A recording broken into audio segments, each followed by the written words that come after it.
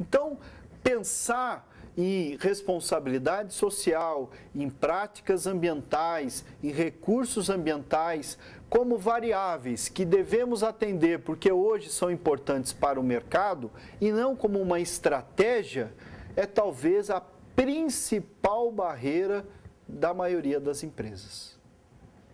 Isso faz com que ela enxergue isso como um problema a ser minimizado e não como uma alternativa para recriar novos mercados e efetivamente um novo ciclo de inovação, que vai acontecer, sem profetizar, mas vai acontecer por quê? Por aquelas duas razões que nós comentamos. Ou uma pressão natural da oferta, ou um amadurecimento da demanda que vai passar a dar valor para esses recursos e para essas ações que expandem os limites da própria empresa. Então, as empresas, elas vão incorporando esse discurso para que ela efetivamente possa pensar em novas formas de organização de mercado. Então, a premissa é justamente que nós temos uma pressão para o recurso que cria valor em mercado para o mesmo e interfere na oferta, na demanda e na regulação de mercado.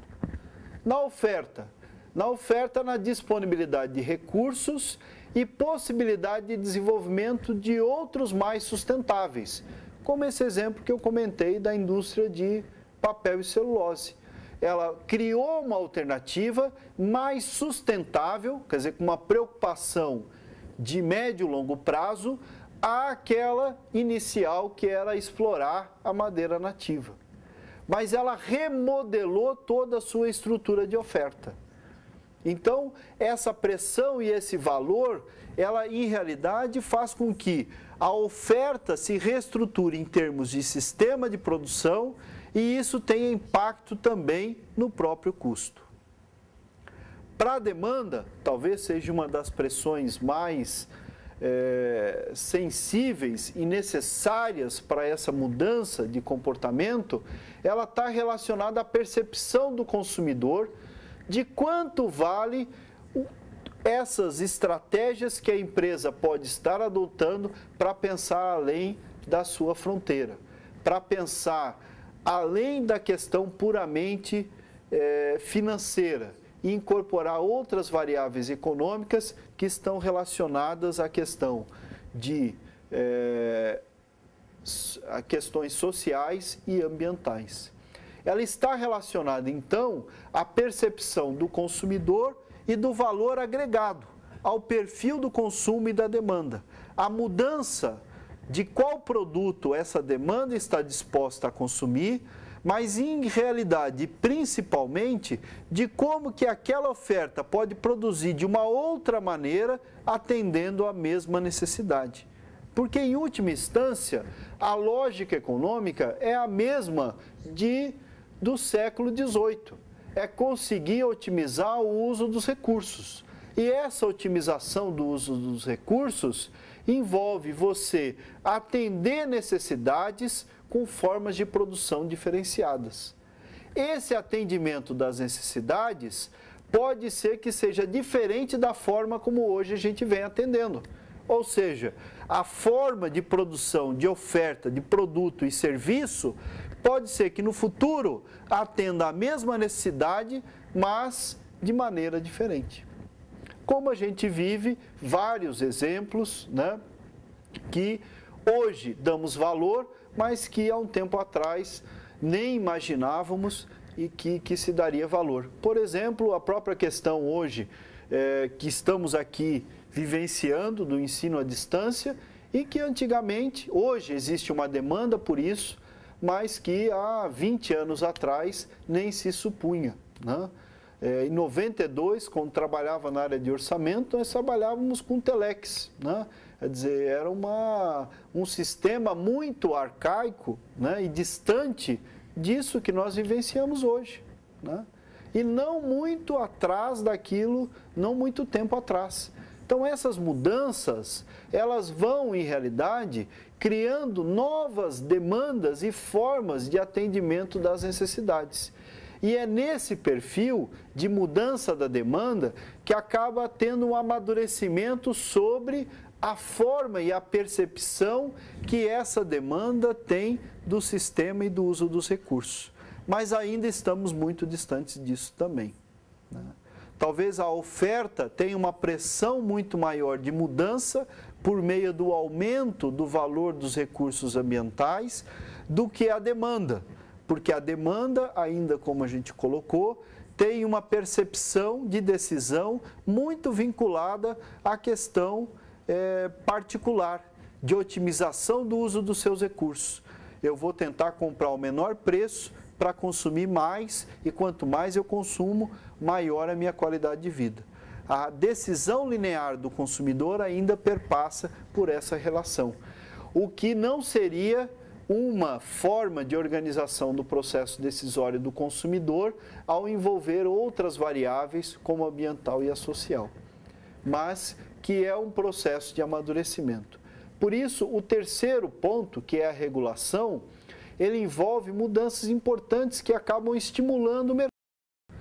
A regulação, ela está relacionada às normas, às leis, às demandas que hoje temos, como os estudos de impacto ambiental, os relatórios de impacto sobre o meio ambiente e as próprias políticas ambientais, que vêm estimular, na verdade, a incorporação dessas variáveis ambientais no processo decisório da empresa.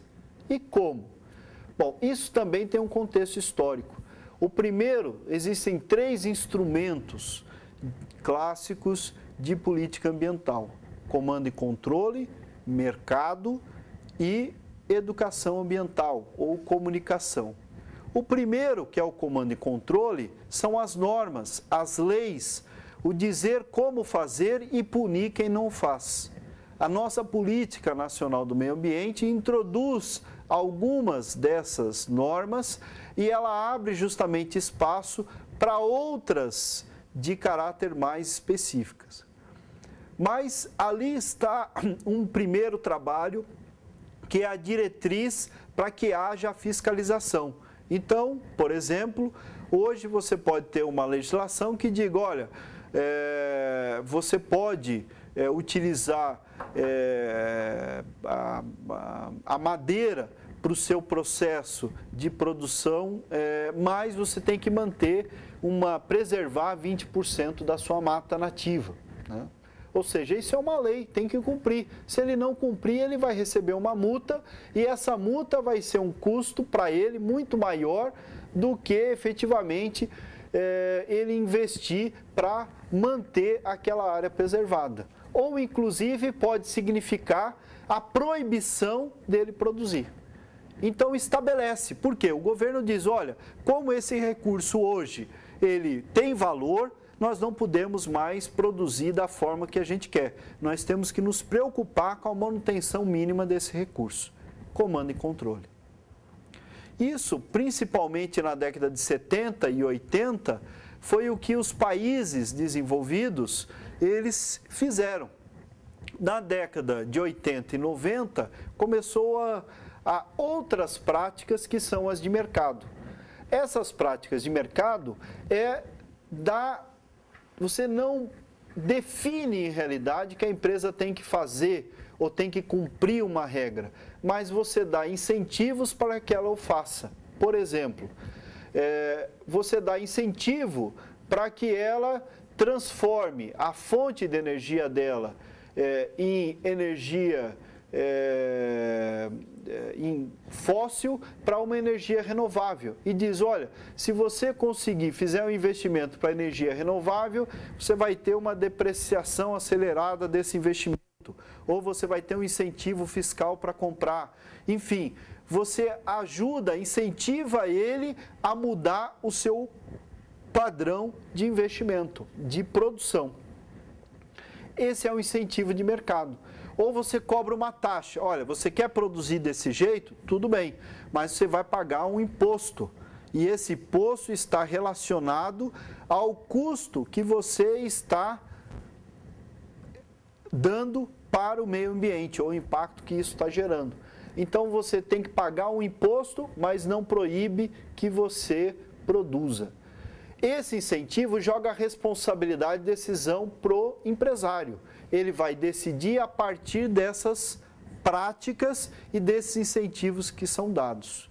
Isso vigorou e ainda vigora em muitas situações, principalmente na década de 80, 90 e ainda em alguns países essas práticas são bastante usuais, né? E a última é a educação ambiental, né? E um livro, né, sobre política ambiental de um jurista, ele coloca como título, inclusive, dizendo que a busca pela efetividade da política ambiental. E ele argumenta no texto que a mais efetiva política ambiental é a educação ambiental. Por quê? Porque aí você sai daquela pressão que eu comentei antes da oferta. Quer dizer, a oferta não vai modificar os seus padrões de produção porque os recursos ambientais estão ficando mais escassos, mais caros e com maior valor no mercado. Quer dizer, você não vai incorporar porque o sistema está se tornando insustentável, mas você vai incorporar porque a demanda passa a dar valor por aquilo. E essa demanda vai dar valor quando? Quando ela tiver capacidade, conhecimento e informação para saber distinguir qual é o impacto de uma decisão de curto prazo, quer dizer, decidir somente pelo preço, de uma decisão de médio e longo prazo. Não escolher só pelo preço, mas também pela forma e o impacto que aquela produção está gerando para o coletivo. Essa educação ambiental é um processo de amadurecimento da própria sociedade e que não é distante de muitos países. Por isso, em alguns países, você tratar, por exemplo, da questão do resíduo é muito mais fácil do que o nosso. No nosso, nós temos ainda que legislar pelo comando e controle e algumas vezes pelo mercado. Mas ainda está muito distante de boa parte da população ter uma noção clara da importância e do impacto ambiental daquilo. Porque ela ainda tem, na sua escala de necessidade, demandas muito anteriores àquele processo. E essas demandas estão relacionadas à sua própria sobrevivência. Então, à medida em que esses recursos se tornarem cada vez mais escassos, também vai ser uma questão de sobrevivência. E aí a educação ambiental, ela vai ser por necessidade e não mais por amadurecimento da sociedade. Mas é o terceiro estágio, digamos assim, de uma política ambiental. Então, essa regulação, ela perpassa sobre esses três elementos. No Brasil, ainda estamos muito no comando e controle, com uma fraca fiscalização, né? Quer dizer, o que torna também esse comando e controle pouco efetivo. O mercado, temos algumas práticas, mas como também não é muito valorizado, ele não é utilizado tão extensivamente como é em outros países mais desenvolvidos. E a educação ambiental, nós temos várias práticas pontuais, mas no sentido ainda de sensibilização, muito distante da verdadeira educação ambiental, que é a capacidade de transformar todos aqueles dados em informação e conhecimento para a tomada de decisão do consumidor. Ele trata isso como uma variável importante, mas não necessária para a sua decisão como consumidor. Então, ainda no Brasil, não só os empresários estão a maioria naquela escala de sobrevivência, mas a própria população. Por isso temos essa noção que as práticas sustentáveis, elas são tão distantes ainda no mercado brasileiro. Mas, em realidade, é porque estamos em uma escala de necessidade anterior. Mas essa escala ela vai ampliar naturalmente à medida em que esses recursos se tornarem mais escassos. A grande estratégia de planejamento para o país é justamente enxergarmos que essa restrição ela deve ser uma inovação. e, portanto, ela deve quebrar aquela primeira barreira, a de planejamento. Sem quebrar essa barreira, nós teremos dificuldades para conseguir efetivamente avançar nesse processo.